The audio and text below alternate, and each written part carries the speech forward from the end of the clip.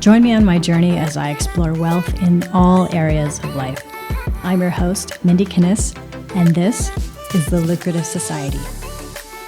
Welcome, everyone. I am so delighted today to have my friend Brian Kurtz with me. Brian, welcome to The Lucrative Society. Thank you for having me, Mindy. It's great to be here. Really great. It is really great to have you here because it's been way too long since we have hung out.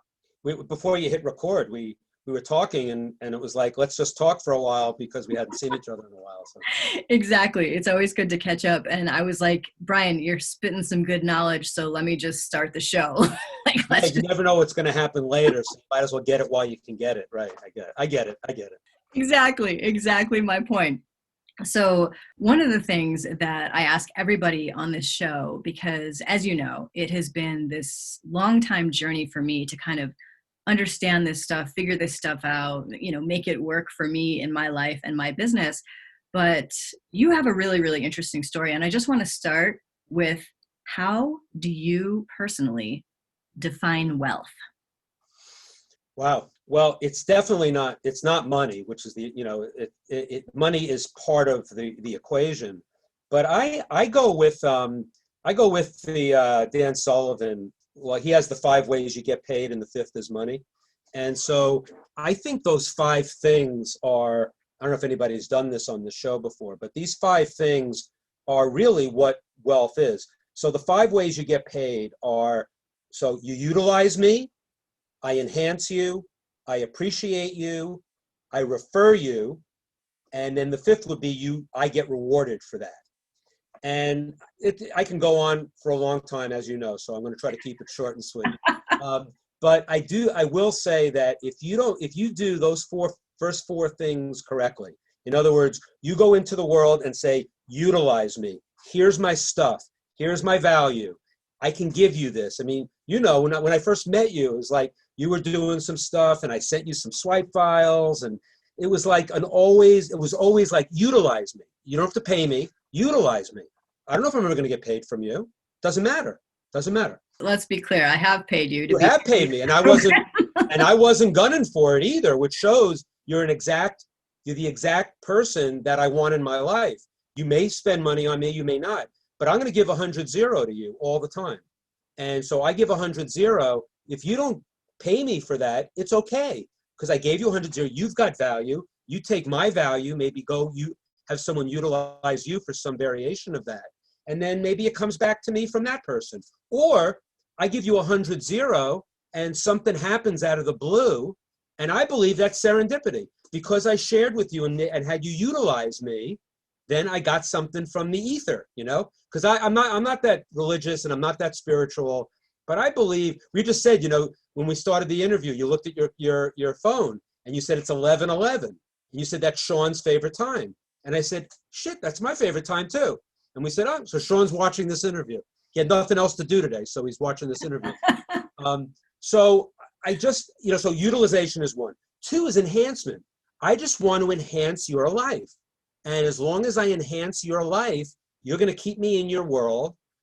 Again, you're getting paid just because you're enhancing somebody. I mean, I talk about in my book where I have a table here, and all day long I think about stuff that I can give to people that's sitting around cluttering up my office. It's a re-gift, but it's something that means something to them. But the meaningful thing, it goes into the 3rd thing, which is appreciation, is the note that goes on the book or the something or other that I have in my office. I want to clean out my junk.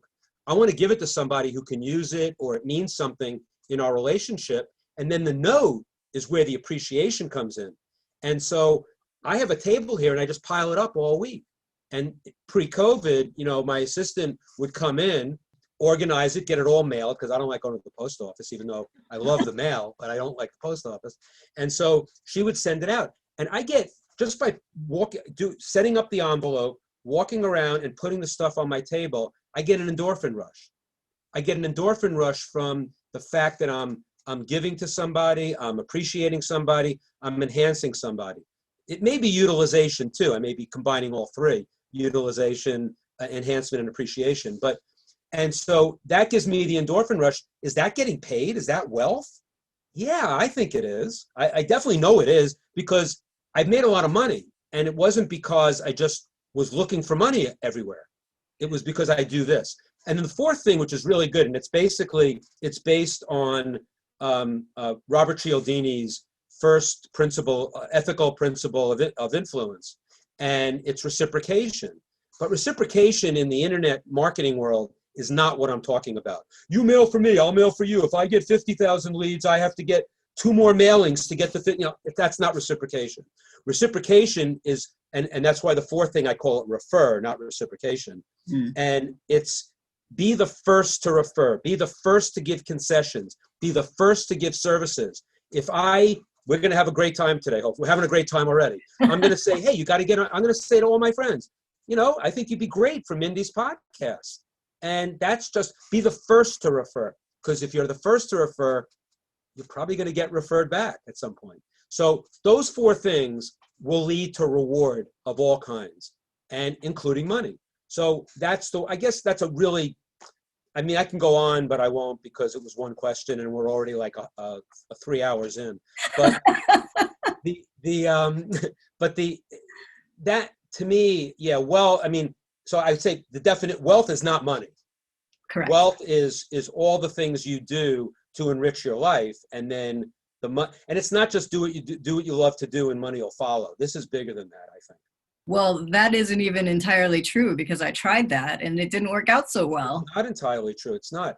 I think the difference is you can't just do what you love to do. You have to do what you love to do with an intention to make not just a huge difference, but to know that, I guess ultimately, money is how you keep score more than anything else. Now you need money to live, and money is I'm not saying I don't like money. I'm not a nonprofit. My business is, makes money, but it's a different way to look at it, I think. And, I really believe this stuff. And, the difference is, if I go back to my early career when I worked at Boardroom for 34 years, and I started as an employee. I eventually became an equity partner. So I was working like an owner. So I was more an intrapreneur than an entrepreneur, which you mentioned. Maybe you want to go to that direction. But the point I wanted to make about that is that, I wasn't born with a silver spoon in my mouth, but I also wasn't, like Joe Polish, doing crack cocaine on the back of a truck and finding a Gary Halbert book. I don't have that story. I can't apologize for not having, I don't want to apologize for saying I didn't come from shit and I made something of myself. I didn't come from, wealth in the traditional sense. My parents were working class. I had to go to a state school for college, but I wasn't really deprived. But I wasn't spoiled, and I didn't have a lot of money. And so, knowing that is very important for me, because it's a very boring story to the ones who've had the hero's journey. I got divorced. I went bankrupt. I was a drug addict. I was this, I was that. Right. And you ended up great, and I ended up great, I think. And so it's not where you come from, it's where you end up. And so I don't like to, I sometimes apologize for not having and I've never gone bankrupt. I've never had huge money problems, although, I was paycheck to paycheck a good chunk of my early career, living in New York and juggling everything and all of that. But, I think you make it you go from something and you get to something, and there's so many different paths. But if your path is always either, I think you made a good point by saying, if you do what you love, the money will follow. I don't think I think it's got to have a lot more dimensions to it. And I think the big thing is intentionality. You got to be really intentional about the steps you're doing, and not just, although some people want to be artists. So they're going to paint. They're not going to make any money, a lot of them, or they're going to be an actor / waitress or waiter. And that is a way to do it too. But if you're more intentional about it, and intentionality can go a lot of different ways. The way you go after a job, the way like an art job or an acting job, certain people go after it in different ways. My son is a football coach. He wanted to be in Division I football. And I gave him all these great ideas, which of course he didn't take any of them. Right. Things like, why don't you write to the coaches that you really want to work for, instead of trying to find somebody that's going to choose you, and if they have a book, send them a copy of their book to get them to autograph it for you, put it in Federal Express, and put another Federal Express return envelope so they can send it back to you and basically say, if it's true, you're my favorite coach of all time. I love you. You know, I don't know if I'd love to work for you someday. That's not what this is about. But can you sign this book and send it back to me? I think he would get an interview somewhere doing that. And if he doesn't, you didn't lose anything. You got an autographed book from your favorite coach. So. You know what I love about you, Brian, is that I don't care what we're talking about. It could be any subject on earth. And somehow you will link it back to mail direct marketing, like the whole thing in your world. Here's something that I want to say, because I learned this recently and I think it makes such great sense. I'd love your take on it. Somebody said, you know, here's the thing about following your passion or doing what you love. The practical side of that, it's not that just the money's going to show up magically and, you know, happily ever after, but the practical side of it is that you have to love that thing enough to put the time in and the effort in for the duration that it's going to take to get there, you know, there being like some form of success. Absolutely. I mean, you know, it goes to, you know, Malcolm Gladwell and Outliers, 10,000 hours toward mastery of anything. And, you know, some people, I went on the Google for that. And there are people all over the place like, oh, it doesn't take 10,000 hours to become a concert violinist. I'm a prodigy, blah, blah, blah. So maybe it's 5,000 hours. It's not 2 hours. Still. It's not a year even. Right. And so it's true. And the thing is, this is very interesting. When in college, I was an English major. I was the film critic for my school paper. I was totally into film. In fact, when I graduated college, I was going to do one of three things. I was going to either become a film critic for the New York Times, which meant I had to go to film criticism school at NYU, and I applied and I got in. I was going to be an English professor.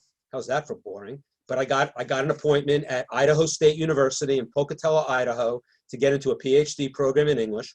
Or I was just going to be an umpire for baseball because that's one of my passions. And I was going to just go to umpire school and become an umpire. And of course, I didn't do any one of those three things. But you've kind of done all of those things. I have, yeah. So I was going to circle back because I think that it's very observant, very observant. But the thing was, I didn't know those are the three things that would be my passions at that point in my life when I'm, 21, 22 years old. But then I started, I got one job and then I went to work at Board. I just went out and got a job in New York. I gave out resumes on the street, got one job off the street. Then I interviewed at Boardroom. I got a job at Boardroom. Wait, hold on. When you say like gave out resumes on the street. Yeah, I was living at home after college. Yeah. And so I took, it was a book called The LMP. This is 1980. It's too far back. We can't remember. It's 1980 because I started in Boardroom in 81. So this is late 1980. It was the fall that John Lennon was shot. I was living at home and I took a book called The LMP, the Literary Marketplace. And I went to all the publishing companies in New York. I was in the library and I was going through each one. I get there, Simon & Schuster, HarperCollins, Playboy, any kind of publishing company, sometimes small ones, sometimes big ones. And I would map out my route for the next day in New York based on where they were located. So I'd have a day where I sometimes went into 30 companies in a day. And I wasn't taking lunch. So, I didn't have money for lunch. So I would do the 30 and it was a resume drop off. Wow. And sometimes I got an interview out of that. Sometimes they said, oh, we'll keep it on file, the usual. But I just wanted to be in action. And that's about intentionality. I wanted to be in action in something to get a job. So one of the companies was Samuel French, which was a play publisher. I don't know if you ever in shows in high school, but they're these little scripts, Samuel French Inc. And what you do, the job I had was, and they hired me right off the street. I mean, it was $150 a week, $9,000 a year. So they weren't taking a risk on me either. Yeah. So I took that job and it was basically, the royalty rights. You're going to do The Odd Couple in a high school in Texas. You got to pay royalties on it. And then we sell them the scripts with after they pay for the royalties. And so that was the business. It's a collection agency basically, and a script company. That's why they were on my list, because they publish scripts. I was there for 6 months and I got the interview at Boardroom. And when I went to Boardroom, I said, the job was in list management. I didn't know what list management was. I didn't know. I thought a list broker was someone that worked on Wall Street. I had no idea what this thing was. I said I wanted to be a writer. That would have, took the English professor and the film critic stuff out of the way. Right. And I thought I'll take the job, and I took the job. And then a job opened up in editorial like a year later. And I remember going to Marty Edelston, the founder of the company. I said, Marty, I really want that job. And this was like a turning point. He said, I didn't know I loved what I was doing, but I love what I was doing already. And he said, Brian, you have a nose for marketing. And my nose wasn't quite as big as it is today. But he said, you have a nose for marketing. And he said, you're 23 years old, and the president of the company looks at you and says, you have a nose for marketing. Don't go over there and put headphones on with no sound, noise reduction, and write all day. You'll be basically going to waste your time. And that was a turning point. And then I started getting into list management. I started getting into all the marketing, direct marketing. And that's where it all took off. And, small moments, you can pinpoint them. But the point here is that I knew that I would be able to encompass, because I was falling in love with the business. I love direct marketing. I mean, it's measurable marketing. It's like, you want feedback on what you're doing? We were just talking about your event. Have a live event. You have to figure out the numbers. You got to figure out how you're going to, get people to enroll, and how many, and how much it costs you, and all that. And I wasn't a math guy, but I loved the numbers of direct marketing. I just loved it. So I'm falling in love with this business. And I was making a decent salary, not a lot at the time. And, but I graduated to making a lot of money by doing what I love in an environment where I was intentional and, as you said, putting in the 10,000 hours. And I really put it in. I was all over the place. I was meeting everybody. I was, that's why, you said, you did this podcast and everybody, you and Sean were just so visible. And I became very visible in the direct marketing list business. And it just had my career take off because I was focused. So it was a long answer, but yes, I totally agree with the idea that mastery does not happen in an hour. You really have to focus on it. And so fast forward to where I am today, one of the most fun things I do in my business is write my weekly blog. So I'm writing all the time. I umpire all the time in varsity high school games, tournament Little League games. I'm going to get to the Little League World Series one day. So I'm umpiring, so if it's not my profession, it's a hobby, but again, I'm putting the time in to get to a high level there. I mean, Marty used to say, if you're going to be, you only have one life, why not make yourself the world's best? So that's always, not that if I'm not the best, I'll cry and wither on the vine, but I'm always trying to achieve as best as I can. So I've got the writing. It's one of my favorite things to do. It's sometimes painful, but I get it done every week. I have the umpiring and the English professor thing. It's funny because I realized that once I got into direct marketing, everything I read in college was all fiction. I mean, from Dickens to Steinbeck to Norman Mailer to everything. And then I got out of college. I've read less than 10 fiction books since I graduated college. Are you serious? Come on, you're missing out. Yeah, there's some fiction in there, but it's mostly nonfiction. I know I'm missing out, actually, as someone who writes copy and someone who loves marketing. I am missing out, and I know that. Yeah. And you can give me a lecture on that. Instead of a lecture, I'll just give you some book recommendations. Here's what I would like to tell you about. You're so the English professor, because let me tell our listener about what it's like to attend an event that you put on. You come onto the stage and there's like 40,000 quotes of everybody that you've ever read or met or respected. And there's so much about writing. You are the English professor. Yeah, and the thing about the quotes is interesting because we were going to talk a little bit about, if you want to talk about it, because we were lamenting about missing Sean. And it's tough, I hate that people die. because you can't ask questions anymore. You can't interact with them. It sucks. It just sucks. Okay, but that's a normal, natural part of life that we all will experience. You almost experienced that not that long ago. Yeah, I in April of 2019, I had a massive stroke, totally out of the blue. I had an AFib, a blood clot. Whole right side of my body was basically paralyzed, and I dropped to the ground. I couldn't even lift my arm. Then I passed out, and 2 days later, I woke up and I was fine. The neurosurgeon said, "Yeah, I'm not fine. I wasn't fine before the I was stroke." fine. Yeah, no, my family says, that Brian, they didn't even tell me I had to go to speech therapy, and my family goes, maybe you should go. Not that I was any different, but so I got up, and one of the first things I thought about, and this ties into quotes that you mentioned, that I always put the quotes up, and I was teaching through the quotes, through my experience, but it was all based on everybody else's quotes. Not some of them are mine, but not that many. And so I got up in the hospital and I said, if I had died, like, what kind of footprint would I have left? And, I had my book already. In fact, my book came out the day before my stroke. Which is so crazy. I was going to ask you about that. Yeah. So, and it stalled the launch a little bit. I mean, I've sold 10,000 copies in a year and a half, which is good. I probably would have done a little better. I might want to relaunch it or something. I don't know. But here or there, what I said, okay, I have a book that kind of talks about my life and my career, but it wasn't that satisfying to have a book. And then I realized, wait, I've got a website that I put together before my stroke, which is Overdeliver. The name of the book is Overdeliver. So it's overdeliverbook.com.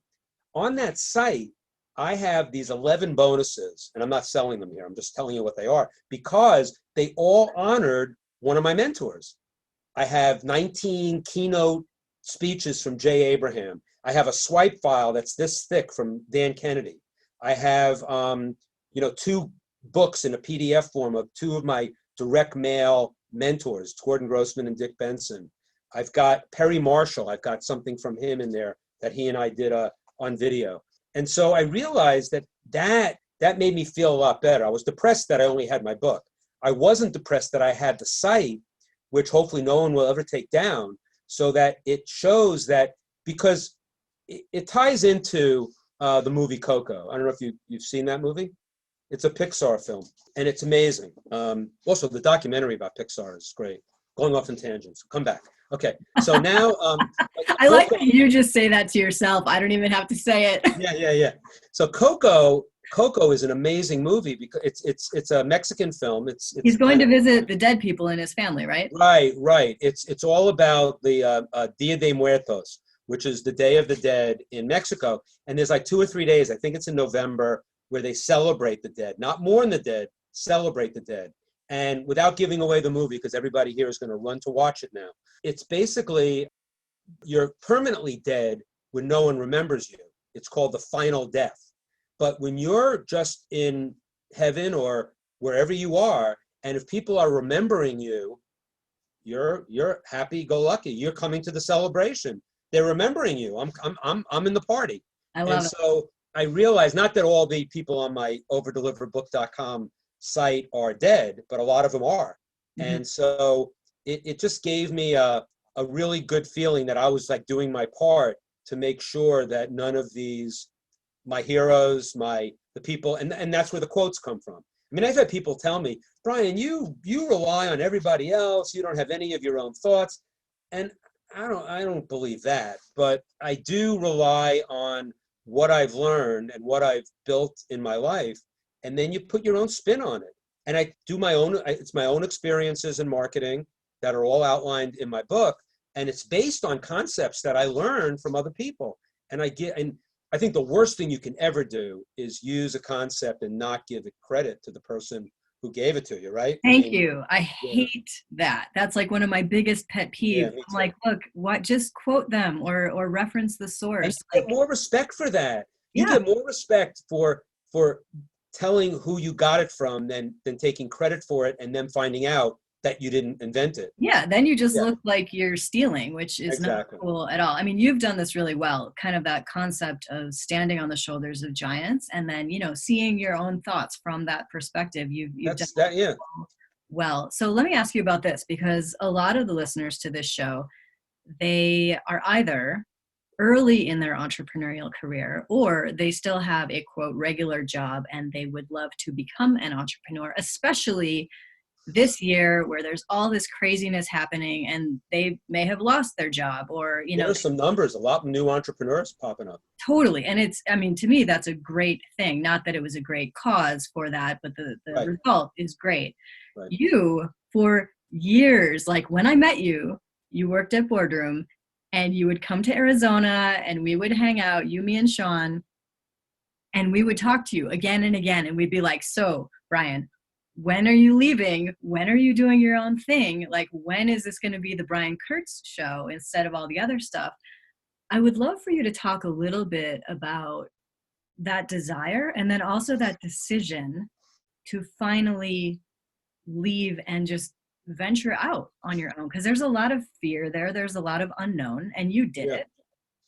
It's a great question. I think that, first of all, on both sides, knowing I want to go out on my own is not a reason to be an entrepreneur. and then being in a company with a full-time job is not a reason to leave.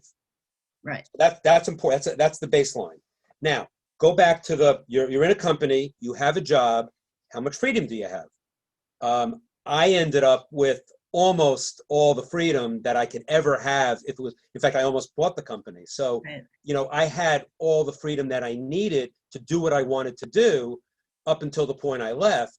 So it became a situation where I kind of had to leave. However, the interesting thing is that if you can become entrepreneurial in your job, it makes it so much more satisfying. So I was lucky. I had a boss, basically, Marty, who was the founder and the CEO, who treated me like not only a son, but as, a senior member of management from after I was there for maybe 15 years. So I had a lot, and, he was still very hands-on, but as time went on, I got more and more freedom as I showed what I could do. I was patient, again, putting in the hours, putting in, so there was a lot of frustration in there. I'm not going to say there wasn't, but I saw something that I couldn't get, and I didn't have a great idea for a business. So again, there were people that were at Boardroom that got fed up working for Marty, and they said, oh, why do I have to do his newsletter? I can do a newsletter. And every person who went out on their own to do that failed. And so I said, not that wasn't a reason not to do it either, but it said, if I'm going to do something on my own, I don't think it's going to be the same business. It's going to be an offshoot of this business that is in my sweet spot, which at that point became direct marketing education at the end, not necessarily, million-piece direct mailings and online e-newsletters. That wasn't the business I wanted to be in. I wanted to be in a business of, basically, Jay Abraham says, if you did it, you have an obligation to teach it. And that was the ultimate, and he actually, Jay will go further because he'll add another adjective, of course, but he'll say the moral obligation to teach it. And he's right. At least one more adjective. Yeah. And so moral was an important adjective there. So okay, now to your audience. So if you're in a situation where you're at a job and there are still opportunities to be entrepreneurial, meaning that you can call your own shots with not too much supervision, but you want some supervision. You want feedback loops. So you don't want no supervision, but a really good team kind of thing. Usually that's going to happen in an entrepreneurial company that you're not the entrepreneur in, because the entrepreneur will either be holding on too tight and then you have to get out at some point, or they're going to let go a little bit. I mean, Marty let go because basically he had a stroke in 2001 and he sort of had to let go. And then I was able to, do some great stuff in the mid 2000s that, were some of the biggest successes of the business. But I always gave him credit. I always said I couldn't have done this without being trained by you, which is true, but I did it. And I'm not going to not take responsibility. I took the blame for all the other shit. Why shouldn't I not take the Right. credit for the good Credit. stuff? Yeah. So if you're working for an entrepreneur, you're working in a what I'll call any kind of a learning organization where people are encouraged to go out, go to conferences, mostly virtual now. So go to virtual conferences, go to live conferences, go to seminars, speak at seminars, make a name for yourself within your organization. And so you'll set yourself up if you do want to go out on your own. Now, if you're working in a company and you have this itch that I have to go out and start something on my own, it depends how much you have to scratch the itch. I was somewhat entrepreneurial, but I wasn't like desperate to have my own company. But I did want to do something at some point. The other piece is that if you have some things you can test, and this is me being cautious, and I'd say to your folks, if you have a good gig, it's just not the ideal gig in your company. If you can hold on to it and say, I'm going to leave, but I don't know what I want to leave for. Whereas, some people say, I have to be an entrepreneur. I have to get out. And you're going to, and then you end up living in your office like I did and filing bankruptcy. Right. But some people can get out of that. Some people don't. Maybe the idea wasn't ready. It wasn't ripe yet. There's a lot of reasons. It's not because you're incompetent. It's because the situation lent itself, but you needed to get out from whatever full-time job you had. And it became desperate in some way. I always use the phrase, if you can stomach it and if it's horrible, you got to get out.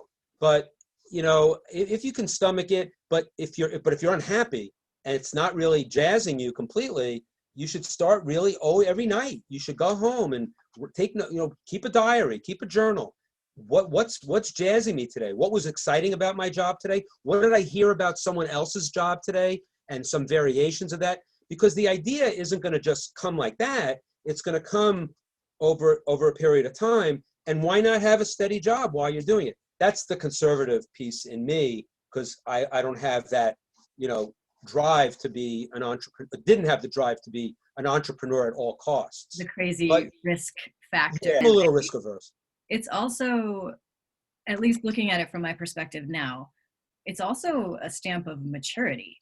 My job was not the worst thing ever. It was fine. And yes, I was unhappy. I was unfulfilled in it. But could I have stayed there a few more years while I ramped up my other stuff? Absolutely. Yeah. But I didn't.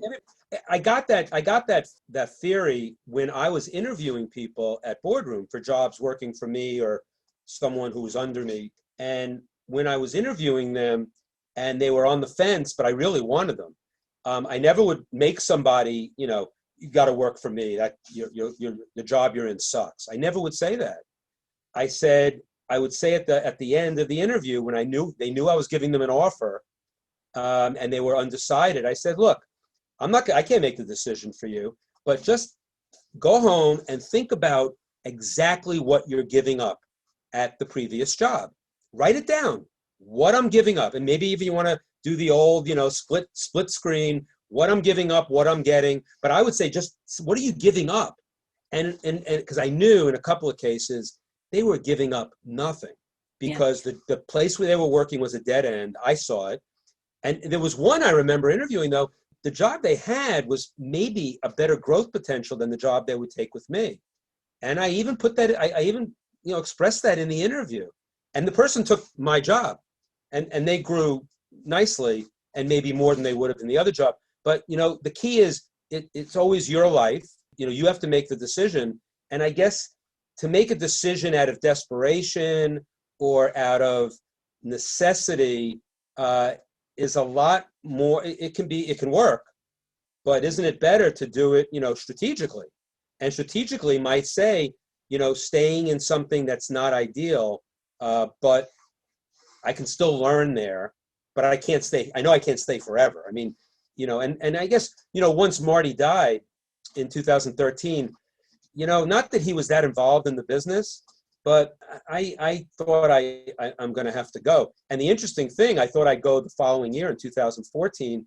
And what happened was I came up with this idea to do this big tribute event for him after he died.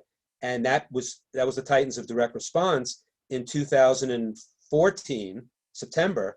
And and this is the thing, when you ask people to be on your podcast, they say yes before you even get the words out, right? And that was what happened with me. I got Jay Abraham and Joe Sugarman and Dan Kennedy and Gary Bencivenga. I got the best speakers, the best. It was like the best event. Dan Kennedy even said it was the best event of the decade, but it's last decade, so it's all new.